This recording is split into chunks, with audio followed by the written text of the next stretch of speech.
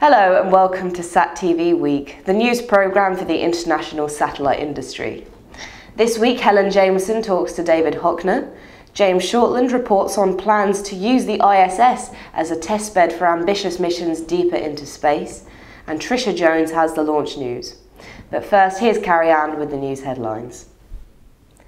Inmarsat and Skywave Mobile Communications has launched a new service satellite-based M2M services that delivers up to 10,000 bytes to the device and up to 6,400 bytes send. Current global M2M satellite services offer data connectivity at between 270 and 340 bytes. By delivering up to 37 times more data, iSat Data Pro can meet the increasing demand for richer information in M2M applications and allows businesses to share more data across diverse operations via emails, electronic forms and workflow information. For mission-critical applications, iSat Data Pro can transmit a 100-byte message in less than 15 seconds or a 1,000-byte message in 45 seconds. Bringcom has selected ZipLink Hub Optimization, or XHO technology, for internet access in Africa. The solution will reduce Bringcom's addressable HTTP traffic by 35%, reducing the operating expense associated with costly satellite bandwidth capacity, which is imperative in the very cost-competitive African internet access business. In addition, the XHO technology improves customer satisfaction by increasing HTTP download times, yet is seamless to the user base as no additional remote hardware or software is required. The African-based network will utilise a single ZipLink XA30K device to support 2 iDirect hubs serving hundreds of subscribers. Now, with the Olympics coming up, Helen Jameson spoke to David Hockner, CEO of SatLink Communications, and asked him how SatLink broadcasts live sporting events in 3D, HD and SD. It's quite a major part of what we are doing, I would say, since the company established. We've been very pioneer years ago on the HD when it's already started. As you know, we are delivering most of the Europe-Asian traffic sports events. This is including the football, major football leagues, European leagues. It is including the UEFA Cup and other sports events such as Formula One, ATP Tour, and all of it definitely in the last 3 years.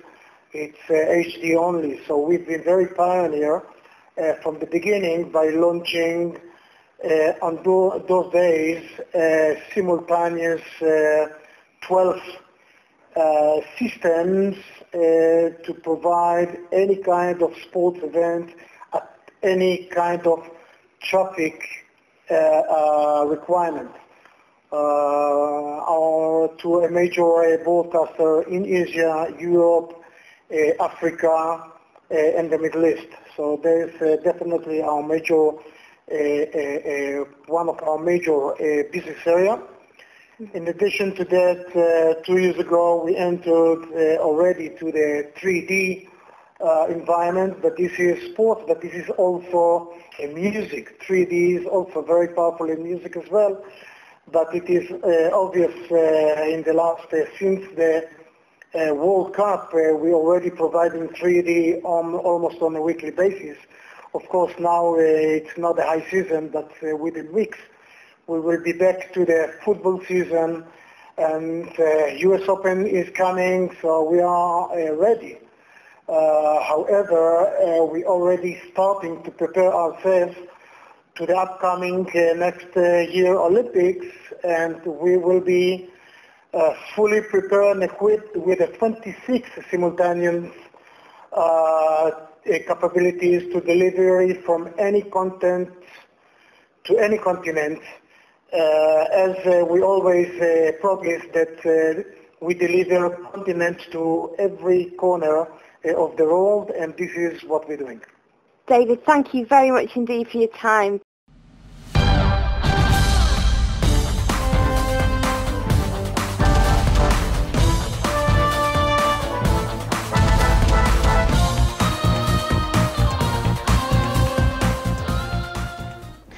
Boeing has selected the United Launch Alliance's Atlas V rocket to launch the Boeing Crew Space Transportation 100 spacecraft from Florida's Space Coast. The CST-100 is a reusable capsule-shaped spacecraft that includes a crew module and a service module. It relies on proven affordable materials and subsystem technologies that can transport up to 7 people or a combination of people and cargo. John Elbon, Vice President and Programme Manager of Commercial Crew Programs, told SatTV Week that the selection marks a major step forward in Boeing's efforts to provide NASA with a proven launch capability as part of the company's complete commercial crew transportation service. If NASA selects Boeing for a development contract with sufficient funding, ULA will provide launch services for an autonomous orbital flight, a transonic autonomous abort test launch and a crewed launch, all in 2015. Now here's Tricia with the rest of this week's launch news. The spacecraft for the 31st Sea Launch mission has arrived in Long Beach, California. Atlantic Bird 7, owned and operated by Eutelsat, is currently in one of the dual payload processing fueling areas within the payload processing facility at the Sea Launch Home Port facility. There it will undergo standalone spacecraft processing before being handed over to Energia Logistics to be mated with the payload support structure and integrated with the Zenit 3SL launch vehicle before departure to the launch site in September. NASA's solar-powered Juno spacecraft lifted off from Cape Canaveral Air Force Station at 12:25 p.m. EDT Friday aboard an Atlas V rocket to begin a 5-year journey to Jupiter. Juno's detailed study of the largest planet in our solar system will help reveal Jupiter's origin and evolution. Meanwhile, NASA is seeking proposals for small satellite payloads to fly on rockets planned to launch between 2012 and 2014. These miniature spacecraft, known as CubeSats, could be auxiliary payload on previously planned missions. An Ariane 5 rocket successfully launched a dual payload on the 6th of August from the European spaceport in French Guiana. This delayed flight was the 4th Ariane 5 mission of 2011. The 2 satellites that were lofted were Astra 1N and the BSat 3C JCSat 110R. For more than a decade, the ISS has been a busy orbiting research lab, but it could take on a new role as a testbed for ambitious missions deeper into space. James has the story. Exploitation of the station's research facilities is already well underway, and future ventures for the ISS could include Mars missions, lunar habitats, or travelling to an asteroid, all needing new technologies and techniques that could be tested on the station. Following a recent meeting of the Orbital Outposts Multilateral Coordination Board, member agencies expect to begin identifying specific technology initiatives based on sample exploration missions.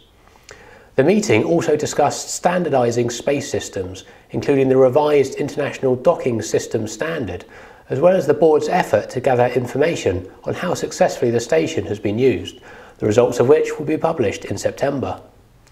Recently, ESA astronaut Paolo Nespoli performed more than 30 experiments during his 6-month mission, which ended with his return to Earth in May.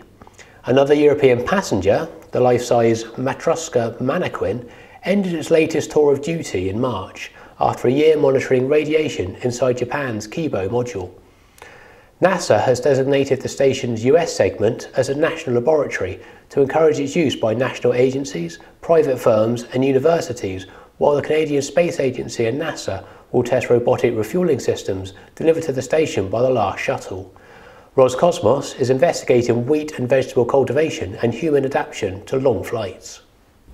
Intelsat has received multiple contracts from RigNet, a leading provider of managed comms to the oil and gas industry, for new and renewed satellite capacity. Intelsat will provide new capacity to support the comms needs of oil and gas customers in remote locations on Intelsat 901 at 342 degrees east, and in the Middle East on Intelsat 902 at 62 degrees east. RigNet also renewed its existing capacity agreement on Intelsat 707 at 307 degrees east, which supports similar offerings in the Gulf of Mexico.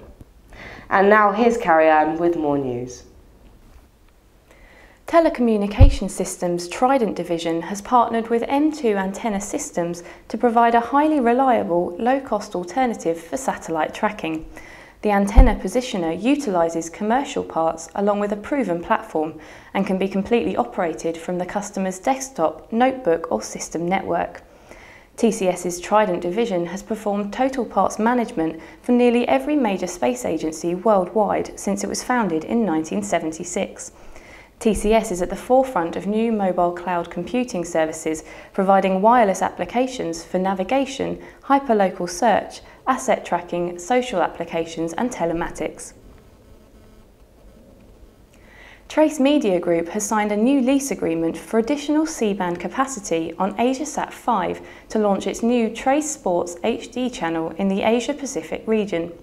The channel has just started on Hong Kong broadband network's BBTV and is a channel of entertainment, personal stories and lifestyle content dedicated to sports fans.